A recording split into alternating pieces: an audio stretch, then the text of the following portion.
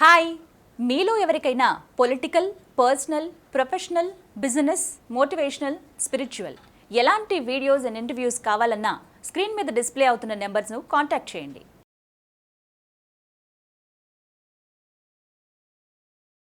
నమస్తే, నేను GVSatyanarayana. ఈరోజు 29/12/2021 బుధవారం. ఈరోజు మార్కెట్ 90.99 పాయింట్లు సెన్సెక్స్ మైనస్లోకి వెళ్ళడం జరిగింది. దీన్ని ఏమంటారంటే చాపీ ట్రేడింగ్ అంటారు, CHOPPY. Choppy trading year end ఉంది. రేపు weekly closing, monthly closing, year ending closing కాబట్టి పెద్దగా ఏమీ యాక్టివిటీస్ లేవు. కాబట్టి ఈరోజు పెద్దగా మార్కెట్ ఏమీ లేదు. మామూలుగా 90.99 పాయింట్లు మైనస్ సెన్సెక్స్.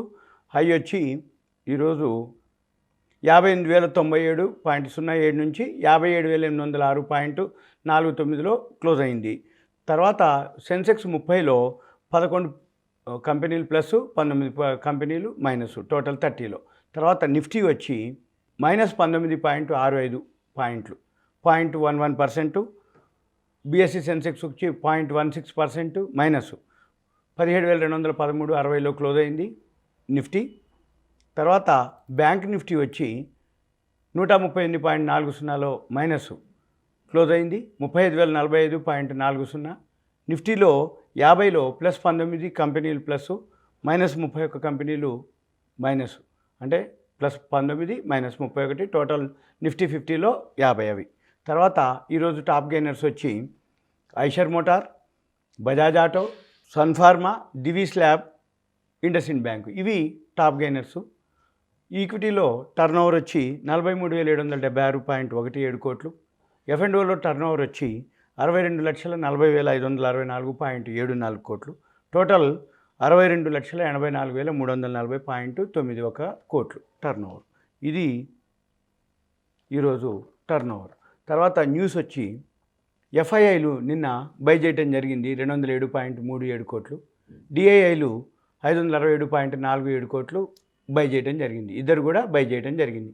FIIలు బై, DIIలు buy, domestic institutional investors, foreign institutional investors. తర్వాత ఇక ఫార్మా కంపెనీలు ఈరోజు బాగా పెరగటం జరిగింది. ఎందుకు అంటే ఫార్మా కంపెనీలు అంటే ఒమిక్రాన్ కేసులు పెరుగుతున్నాయి అనేది ఒక న్యూసు. రెండోది, ఫార్మా కంపెనీలు అన్నిటికీ Natco pharma, doctor Reddy's lab, Torrent pharma, Cipla, Strides pharma, వీటన్నిటికీ DCGI అప్రూవల్ రావటం జరిగింది.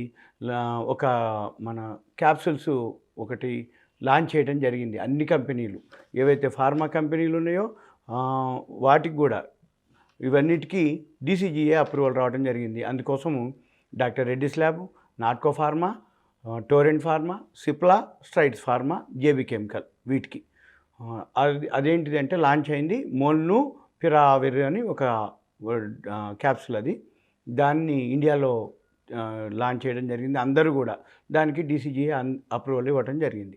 తర్వాత మిస్టాన్ ఫుడ్స్ అని ఒక కంపెనీ ఉంది, అది గవర్నమెంట్ ఆఫ్ గుజరాత్ నుంచి మ్యానుఫ్యాక్చరింగ్ ఇథనాల్కి ఆర్డర్ రావడం జరిగింది. MOU, memorandum of understanding, Mishtann ఫుడ్స్కి. అది గవర్నమెంట్ ఆఫ్ గుజరాత్ నుంచి ఇథనాల్ కోసం MOU కుదుర్చుకుంది. GR ఇన్ఫ్రా ప్రాజెక్ట్స్, అది L1 bidder, lowest 1 bidder. Noida metro rail order రావడం జరిగింది, 593 కోట్లు. GR ఇన్ఫ్రా ప్రాజెక్ట్స్కి 593 కోట్లు నోయిడా మెట్రో రైలు ఆర్డర్ రావడం జరిగింది. L1 బిడ్డర్ అంటారు, అంటే లోయెస్ట్ 1 బిడ్డర్ అనమాట. రేమాండ్కి అది 150 కోట్లతోటి ఒక కొత్త యూనిట్ని 10X అని రియాలిటీ అని ఒక దానికి 150 కోట్లు ఇన్వెస్ట్ చేస్తుంది రేమాండ్ కంపెనీ. న్యూ యూనిట్ని స్టార్ట్ చేస్తుంది. తర్వాత చైనాలో కాపర్ ప్రైస్ ఇంక్రీజ్ కావటం జరిగింది. అవి మన ఇండియా కాపర్ కంపెనీలకి బెనిఫిట్, హిందుస్థాన్ కాపర్కి మెయిన్ అడ్వాంటేజ్ అది. తర్వాత F&Oలోకి శుక్రవారం నుంచి 31 డిసెంబర్, జనవరి ఫ్యూచర్ ఏదైతే స్టార్ట్ అవుతుందో F&Oలోకి ఒక 10 కంపెనీలు యాడ్ అవుతున్నాయి. ఆ కంపెనీలు ఏమేంటి అంటే Balrampur Chini, GNFC, Hindustan copper, NBCC, rain industries, supreme industries, Tata communication, IDFC, AB capital, Honeywell auto. మరలా ఒకసారి చెప్తున్నా, Balrampur Chini, GNFC, Hindustan copper, NBCC, rain industries, supreme industries, Tata communication, IDFC, AB capital, Honeywell auto. ఈ 10 కంపెనీలు ఎల్లుండి నుంచి ఫ్యూచర్స్లోకి యాడ్ అవుతున్నాయి. ఎప్పుడైతే జనవరి ఫ్యూచర్స్లోకి యాడ్ అవుతాయో వాటికి గుడ్ న్యూస్ అనమాట. అంటే ఇప్పటివరకు మామూలుగా ఈక్విటీలోనే ట్రేడ్ అవుతున్నాయి, అవి ఎఫ్ఎండ్ఓలోకి జాయిన్ అయినాయి అంటే దానికి బెనిఫిట్ అనమాట. ఆ స్క్రిప్ట్స్ మూమెంట్ ఎక్కువ ఉంటుందని అర్థం. తర్వాత బజాజ్ ఆటో న్యూ ఎలక్ట్రికల్ వెహికల్స్ని మ్యానుఫ్యాక్చరింగ్ చేస్తుంది. ఇండియాలో $40 మిలియన్ 5 లక్షల capacity per annum. Bajaj auto 5 లక్షల కెపాసిటీ తోటి $40 మిలియన్ ఇన్వెస్ట్ చేస్తుంది ఇండియాలో ఎలక్ట్రిక్ వెహికల్స్ కోసం. BEML Bharat electronics limited, Bharat earth movers limited BEML, ఈ 2 కంపెనీకి డిఫెన్స్ నుంచి ఆర్డర్ రావడం జరిగింది ప్రొడక్షన్ కోసం, BEMLకు. తర్వాత BASF ఒక అగ్రిమెంటు జరిగింది మ్యానుఫ్యాక్చరింగ్ అంటే డిస్ఇన్వెస్ట్మెంట్ సైట్ని ఫ్లోరిడా కంపెనీ తోటి.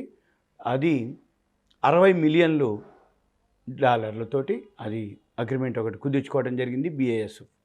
తర్వాత పురవంకర కెపెల్ అనే కంపెనీ పురవంకరలో 49%ని స్టేకు తీసుకోవడం జరిగింది. కెపెల్ ఇండియా కాదు, కెపెల్ కంపెనీ పురవంకరలో 49% ఎక్వైర్ చేసింది స్టేక్ని. ఇది ఈరోజుకి ఇన్ఫర్మేషను. మరలా నేను ఇంకొక వీడియోతోటి మీకు కలుస్తాను. ఇది బిగినర్స్ లెర్నర్స్ కోసము, ఇది ఒక ఐడియా కోసము, ఇది ఓన్లీ అవేర్నెస్ కోసము. ఇవి న్యూస్ ఏదైతే ఉందో ఇవి ఐడియా కోసం. ఓకే, సుమన్ టీవీ ప్రేక్షకులకు ధన్యవాదాలు. Thank you. సెలవు.